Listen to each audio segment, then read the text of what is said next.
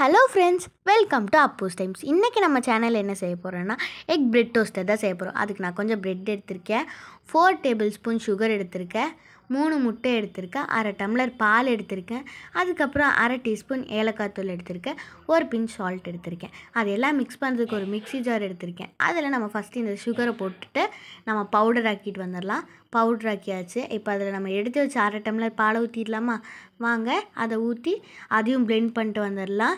இப்போ நான் அதையும் பிளெண்ட் பண்ணிவிட்டு வந்துட்டேன். அதில் நம்ம எடுத்து வச்ச அந்த 3 முட்டையை போட்டுக்கலாம். இந்த 3 முட்டை போட்டதுக்கப்புறம் அதில் அந்த அரை டீஸ்பூன் ஏலக்காய் தூள் போட்டுக்கலாம், 1 பிஞ்ச் சால்ட் போட்டுக்கலாம். அது கூட அப்படியே இந்த டைமில் இருக்கும்போது அப்படியே ஒரு 2 பிஞ்ச் டர்மரிக் பவுடர் போட்டுக்கலாம். அதெல்லாம் போட்டதுக்கப்புறம் அதையும் ஒரு பிளெண்ட் பண்ணிட்டு வந்து ஒரு பிளேட்டில் அதையெல்லாம் ஊற்றிக்கலாம்.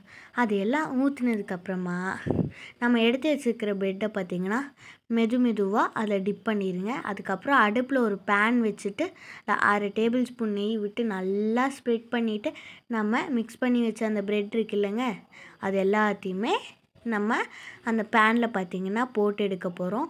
வாங்க போட்டுடலாம். பார்த்திங்கன்னா நான் போட போகிறேன். மீடியம் ஃப்ளேமில் அடுப்பு வச்சுக்கோங்க, ரொம்ப ஹையில் வச்சிங்கன்னா கருகிரும் ப்ரெட்டு. இப்போ அதே மாதிரி அடுத்த ப்ரெட்டையும் நான் வந்துட்டு இப்போ டிப் பண்ணி போட போகிறேன். வாங்க அதையும் போட்டுடலாம்.